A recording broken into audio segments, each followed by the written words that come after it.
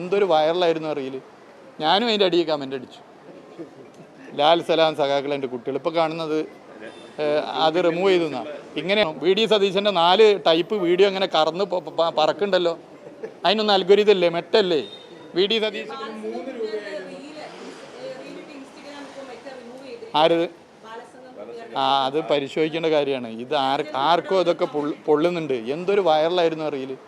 ഞാനും അതിൻ്റെ അടിയിൽ കമൻ്റ് അടിച്ചു. ലാൽ സലാം സഖാക്കൾ എൻ്റെ കുട്ടികൾ ഇപ്പോൾ കാണുന്നത് അത് റിമൂവ് ചെയ്തു എന്നാണ്. ഇങ്ങനെയാണെങ്കിൽ എന്താവും സ്ഥിതി നാട്ടിലെ സ്ഥിതി? ഞാനതാന്ന് പറഞ്ഞ് ഇത്ര വലിയ രാഷ്ട്രീയ ഭീരുവായ ഒരു മുഖ്യമന്ത്രി ഇല്ല. ഇവിടെ ഇപ്പോൾ ആകെ വേണ്ടത് അദ്ദേഹത്തെ ഇങ്ങനെ വാഴ്ത്തുപാട്ട് നടത്തുന്ന കാര്യം മാത്രമേ വരാവൂ. വേറെ എന്തായാലും ഒരു കാര്യം ഉറപ്പാണ്. ഓരോ പത്രസമ്മേളനത്തിൽ ഓരോന്നല്ലേ പറഞ്ഞത്. MDMA കേസിലെ പ്രതിനെ ആദ്യമായിട്ട് പരിചയപ്പെട്ടത് നവകേരള സദസ്സിനാന്ന് പറഞ്ഞു. അതിന് മുമ്പുള്ള ഫോട്ടോയും വീഡിയോ ഒക്കെ ഇറങ്ങി. മിണ്ടിയിട്ടില്ലല്ലോ. അപ്പോൾ ജനാധിപത്യത്തെ തകർക്കാനുള്ള നിലപാട് സ്വീകരിച്ച് മുഖ്യമന്ത്രി പോയാൽ അത് അനുവദിക്കില്ല. ഇതിന് മാത്രം ഒരു അൽഗോരിതം പ്രശ്നം. VD സതീശൻ്റെ 4 ടൈപ്പ് വീഡിയോ ഇങ്ങനെ കറന്ന് പറക്കുണ്ടല്ലോ. അതിനൊന്നും അൽഗോരിതല്ലേ, മെറ്റല്ലേ? VD സതീശൻ മുമ്പിൽ നിൽക്കുന്ന ആളെ തട്ടി മാറ്റിയിട്ട് ക്യാമറ കണക്ട് ചെയ്യുന്നത് മെറ്റ കണ്ടില്ലേ? 14-ാം വയസ്സിൽ പ്രീ ഡിഗ്രിക്ക് ചേർന്ന് തെങ്ങുമേക്കാരിയ കഥ മെറ്റ കണ്ടില്ലേ? ഇത് മാത്രം എന്താ മെറ്റ കാണുന്നത്? അപ്പം ഇതൊക്കെ എന്തുകൊണ്ടാണ് നിങ്ങൾക്ക് അറിയില്ലേ? സംശയമല്ലേ? അല്ല, വന്ദേ മാതരത്തിൻ്റെത് അതൊരു രാഷ്ട്രീയ പ്രശ്നമാണ്. അതൊരു മതവർഗീയ പ്രശ്നമല്ല. വന്ദേ മാതരത്തിൽ ഒരു ശക്തമായ നിലപാടെടുക്കാൻ UDF ഗവൺമെൻറ് പറ്റുന്നില്ല. ഒരു യഥാർത്ഥ ഹിന്ദു മതവിശ്വാസി ഒരിക്കലും ഒരു സർക്കാർ പരിപാടിയിൽ വന്ദേ മാതരം മുഴുവൻ പാടുന്നതിനോട് യോജിക്കില്ല. വന്ദേ മാതരത്തിൽ ആദ്യ 2 ഈരടികൾ ജനങ്ങളെ ഒന്നിപ്പിക്കാനാണ്. അത് സ്വാതന്ത്ര്യ സമര പോരാട്ടത്തിനുൾപ്പെടെ ഉപയോഗിച്ചതാണ്.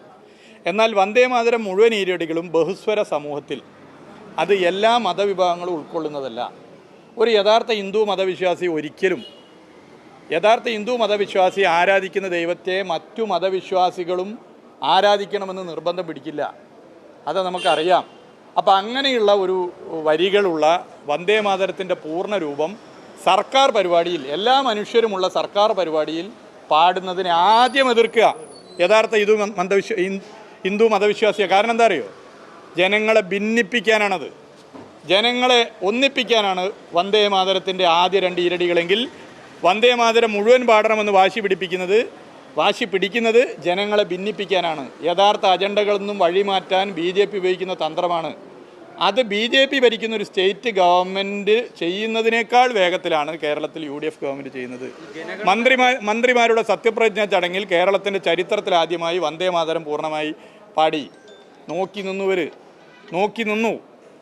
നിയമസഭയിൽ ഗവർണറുടെ പ്രസംഗം നടക്കുമ്പോൾ വന്ദേ മാതരം കേരളത്തിൻ്റെ നിയമസഭയുടെ ചരിത്രത്തിൽ ആദ്യമായി വന്ദേ മാതരം പാടി. നോക്കി നിന്നു. അപ്പോൾ ഇത് നമുക്ക് വ്യക്തമായി മനസ്സിലാക്കാം. ഇത് കൃത്യമായി BJP ആഗ്രഹിക്കുന്നത് പോലുള്ള അജണ്ടകൾ നടപ്പിലാക്കുകയാണ്. മുഖ്യമന്ത്രിയുടെയും ആരോഗ്യമന്ത്രിയുടെയും പ്രധാന പരിപാടി എന്താ? ആളെ പേടിപ്പിക്കുക. വന്ദേ മാതരം തടഞ്ഞു കഴിഞ്ഞാൽ ഇന്ന ശിക്ഷയുണ്ടെന്ന് ഡെയിലി 3 നേരം ആരോഗ്യമന്ത്രിയും മുഖ്യമന്ത്രിയും പറയുന്നത്. അത് വന്ദേ മാതരം തടയുന്നത് പ്രശ്നമായിരിക്കുമെന്ന് ഭയപ്പെടുത്തലാണ്.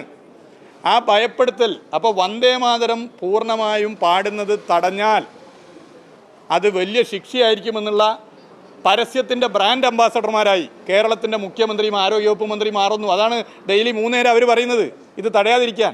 പക്ഷേ യഥാർത്ഥ ഹിന്ദു മതവിശ്വാസി, കേരളത്തിൻ്റെ മതനിരപേക്ഷ സമൂഹം വന്ദേ മാതരം പൂർണ്ണമായും സർക്കാർ പരിപാടിയിൽ ചൊല്ലുന്നത് തെറ്റാണ് എന്ന് പൊതുവേ കണ്ടിട്ടുണ്ട്.